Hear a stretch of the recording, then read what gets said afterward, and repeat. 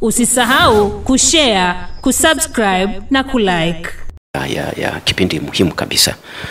Na hivi karibuni umenukuliwa ukitangaza ile safari ya Roma kwamba watu wajiandae, lakini inatanguliwa na hija za ndani, hija ya kijimbo ambayo itafanyika pale Msalabani, lakini pia na matukio mengine.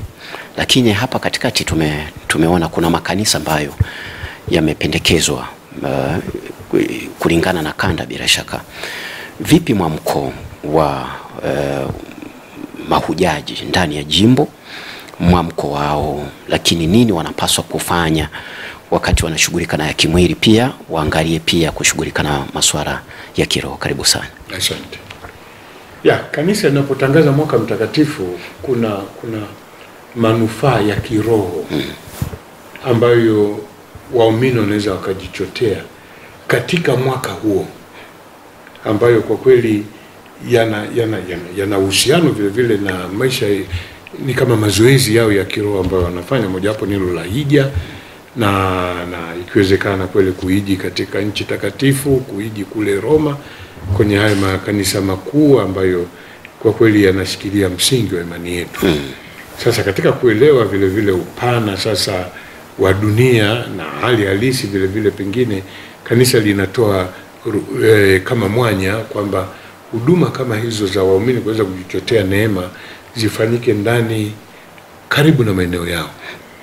Kwa hiyo ile la uteuzi wa makanisa ambayo tuliyatangaza, makanisa 5 ndani ya jimbo letu, ni ili binadamu hawa waweze kufaidika na hilo katika mazingira ya karibu zaidi. Mazingira ya karibu kweli, tuseme tu ni kama ni kwa kusogeza huduma kwa watu. Hili lilikuwa la kwanza, na mwamko ni mkubwa. Watu wanafika, wanakwenda kusali kwa muda wao, makanisa yako wazi, na hakuna tena ule msongamano wa kusema ni siku fulani tu. Watu wana mahitaji mbalimbali kwa nia zao. Hili la kwanza. La pili, bado tumekuwa na vipindi vile ambavyo tumeweka sasa makundi maalum yanaweza yakaenda. Kwa mfano, mpaka sasa hija ya msalaba inaendelea ndani ya jimbo, ndani ya maparokia yetu. Na inapofika maparokiani kuna vituo tena, ule msalaba unaenda. Leo uko kanda fulani, umekwenda umewafikia watu wakasali kama kikundi kingine, unaweza kusema kikubwa zaidi kuliko ile hija ya mtu binafsi kwenda kanisa katika makanisa ambayo tumeyatenga. Huo safari hiyo inapoendelea kuongezeka, hiyo moyo huo wa hija inakuja sasa. Kwa mfano hija za kijimbo ambayo sisi kwetu kwa miaka 9 sasa tumekuwa tukifanya hija kule Nyamatongo Msalabani, na tunashukuru Mungu kila mwaka idadi ya mahujaji imekuwa ikiongezeka. Kwa hiyo kwa vile tumekuwa tukifanya kila mwaka, tunamshukuru Mungu mwaka huu ni mwaka mtakatifu. Kwa hiyo na sisi tumeunganisha tena na hija ya mwaka mtakatifu kama jimbo. Kwa hiyo hija yetu ya mwaka ambao itafanyika mwezi wa 6, tarehe 6 na tarehe 7, itakuwa ni hiyo ya kwenda kule kama familia ya Mungu ya jimbo la Geita, lakini katika mtazamo na fikra za mwaka mtakatifu, ambao theme yetu na ni mada yetu ni matumaini. Kuamshia watu tena matumaini ndani ya safari ya jumla ya maisha kuelekea safari ya ukombozi ambayo Kristo mwenyewe amekwisha ifanya. Kwa hiyo hiki ndicho ambacho tutakifanya kule msalabani. Na unaona sasa inaendelea kukua. Si ajabu viwepo vituo labda vya taifa likatangaza labda vituo fulani kwa ajili ya kitaifa. Alafu hiyo sasa ambayo tumeipangilia ya kuweza kwenda sasa hata wale wenye uwezo wakaenda pengine Roma kwa ajili ya kuhiji kwenye yale mabazilika makubwa ambayo kwa kweli yanabeba kabisa kiini kile cha imani yetu, na wanaweza kwenda nchi takatifu ambao bahati mbaya kwa kweli eneo limekuwa na vurugu. Kizetu wengine walikuwa kule, panafikika bado, lakini basi kiusalama tunajua kuna imetubana zaidi kuliko kama amani ingetawala, si ajabu mahujaji nchi takatifu wangekuwa wengi zaidi. Kwa hiyo ndio dira kwamba hata sisi hali ya watu wetu leo tunaamini wapo Watanzania kabisa wenye uwezo bila shida wakasafiri kwenda Roma. Tunachofanya sisi ni kuunda ili lifanyike kwa pamoja, ambayo tunaamini itapunguza kidogo gharama, na hilo likifanyika na kule maandalizi ya kwamba sisi Waswahili bwana tukaenda tukafanya hija yetu kwa Kiswahili Roma, nadhani tutakuwa na manufaa makubwa zaidi. Na basi gharama zikipungua, na hiyo kwamba mtaenda mtumie lugha yenu ya nyumbani, tunaamini kabisa inazidi kupungua wigo kwa watu wengi zaidi kwenda kujiunga na hija hiyo. Wakati tunatamatisha, karibu sana kupitia majukwaa yetu na watakaotufuatilia, ikiwemo wenzetu wa TV Tumaini, Mwana Mteule Media na majukwaa mengine ambayo watapata nafasi ya kufuatilia matangazo haya moja kwa moja. Karibu kwa mwaliko wa harambee ambayo itafanyika hivi karibuni ya ujenzi wa hospitali yetu ya Mtakatifu Yohane Paulo wa Pili, ambayo bila shaka ndo wimbo ambao tunapaswa kuimba kwa nguvu zote. Karibu sana kuzungumza neno lako kwa mwaliko, kwa sababu harambee hii ni yako, wewe ndo mwandaji na mgeni wa heshima ambaye bila shaka atakuwa Mheshimiwa Naibu Waziri Mkuu Mheshimiwa Doto Mashaka Biteko. Karibu kwa neno la kutia moyo na kualika, lakini kwa matukio mengine pia, tukiwa tuna jubilei kome, ikiwa tuna upadirisho, ikiwa tuna ushemasi mbele huko. Karibu sana. Asante. Kwanza nimshukuru Mwenyezi Mungu. Endelee kumshukuru Mungu ambaye ameendelea kutuongoza na kuangalia njia mbalimbali ambazo tunaweza tukahudumia watu wake. Kama ulivyosema, ni kweli ndani ya jimbo letu sasa hivi wimbo ni ujenzi wa hospitali ya Yohane Paulo wa Pili, ambao ujenzi unaendelea. Ujenzi unaendelea, tuko katika kwa kweli hatua tuseme karibu kama kati kuelekea kumaliza ujenzi huo. Katika kufanikisha hilo, tukawa tumeandaa harambee ambao kwa kweli walengwa ni wanageita, waamini wa Geita na watu wote wenye mapenzi mema. Zimebaki siku 10, leo tarehe 21, tarehe 31 tunajua tuna tukio hilo la kijimbo ambalo litafanyika katika kanisa kuu hapa Geita, na wazo ni hilo kwamba waamini wawezeshwe pamoja na watu wenye mapenzi mema kuchangia kazi hiyo ya ujenzi, ambayo tunaelewa sasa gharama za ujenzi ziko juu na nini, lakini ushiriki wa watu.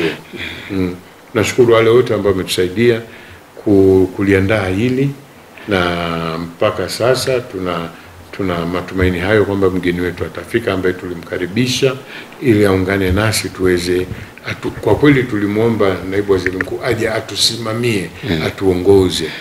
Ule moto na moyo ule wa kuchangia kwa kweli umewashwa ndani ya waamini wenyewe na watu wote wana Geita na nje ya Geita wenye mapenzi mema. Na hii tunaonja moyo ule wa kufanya watu hospitali itakapotoka waone ni ya kwao, ya kwao. Mbali na miaka iliyopita tumeongelea Sengerema hospitali, walikuja misionari kutoka huko Ulaya, wakaleta na vifaa na fedha, wakajenga na majengo. Mpaka leo ukiangalia inawezekana bado kuna watu wanadhani ile hospitali ni wa misionari, wakati iko mikononi mwetu. Na inakwenda vizuri ikiwa mikononi mwetu. Kwa hiyo tunaingia sasa katika hatua nyingine ambayo tunataka waone lile tope lile likatoka hospitali ni la kwao. Fedha, mifugo, mazao, na hata wengine kutolea nguvu zao za kimwili kwenda kufanya kazi eneo lile. Ndio lengo letu. Na hayo wamekuwa wakiyafanya mpaka hatua tuliofikia. Kumbe tuna hilo sasa la kukusanya fedha kwa ajili ya hiyo tunaita harambee, iweze kusukuma tena safari yetu hiyo ya ujenzi wa hospitali, ambayo harambee hiyo itafanyika tarehe 31 mwezi huu wa 5 2025 katika kanisa kuu la jimbo Geita. Wakati umesema yako mengi yanaendelea. Kama jimbo tumebarikiwa kwa namna ya pekee mwaka huu. Tumepata mapadri wapya juzi hapa mwanzoni mwa mwezi wa 5 tumetoa tena daraja la upadri. Halafu Jumamosi iliyopita tumewapa vijana wetu 2 daraja ushemasi. Kuna vijana wetu wanamalizia majiundo, Mungu akipenda mwanzoni kabisa mwezi Januari wakapewa daraja ya ushemasi tena, vijana 8 tunawaombea. Kwa hiyo yako mengi. Ni mwaka ambao vile vile Injili inatimiza miaka 125 tangu imeingia Geita, eneo ile ambalo sasa linajulikana jimbo la Geita. Of course ukiongelea historia ni kitu kingine, dunia hii ilikuwa ni moja, lakini vitu vimeendelea kujipambanua mpaka leo tuna jimbo la Geita. Kwa ndani ya jimbo la Geita, katika ardhi hii tunapotafiti tunakuta iliingia lini katika eneo ambalo ni kisiwani Kome.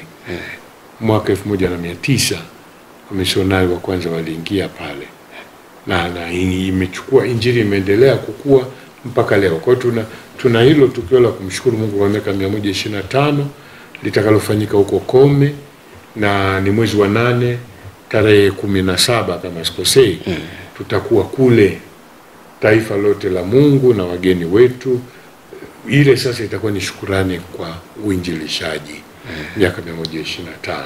Maandalizi yanaendelea kule Kome. Hata bahati nzuri nimerudi juzi tu, nilikuwa kule kushiriki vile vile na waumini wenzangu walioko kule kisiwani kwa ajili ya kuangalia maandalizi ya kwenda vizuri. Lakini ngazi ya pili, maandalizi yanaendelea kwa ajili ya Kome kijimbo. Tuna kamati maalum ambayo inahusisha parokia zote ndani ya jimbo. Kumbe ni tukio ambalo linakaribisha. Alafu vile vile tumehusisha na watu. Tulifanya harambee kule Mwanza ambao kwa kweli mwitikio ulikuwa mkubwa. Ni washukuru wale wote ambao walijitoa. Mheshimiwa mkuu wa mkoa wa Mwanza ambaye alisimamia ndugu yetu Mtanda, alisimamia tukio hilo kwa moyo kabisa. Imeendelea kusaidia maandalizi yale ambayo yanafanyika kwa ajili ya adhimisho hilo. Kumbe tunayo hayo mengi, na kwa mfano hili la kupadrisha pamoja na kutoa ushemasi, tunaomba Mungu liwe endelevu, kwa sababu vijana wanakuwa wanafuatia. Sasa hilo hatuwezi kusema ni tukio la kukaa na kumaliza, hilo ni mwaka hadi mwaka. Lakini sisi tunachoomba tuwe na shukrani kwa Mungu na kuendelea, lakini kupigania miito mitakatifu, sababu kati ya changamoto tulizonazo ndani ya jimbo letu ni idadi ya watumishi bado ni kidogo. Nafikiri kumeanza kuchangamka kidogo. Kunaanza kupambazuka ni kweli, lakini basi mwenye njaa daima anataka ongezewe, na ndio makuzi ya kanisa. Na ili huduma ziwe karibu zaidi. Usisahau kushare, kusubscribe na kulike.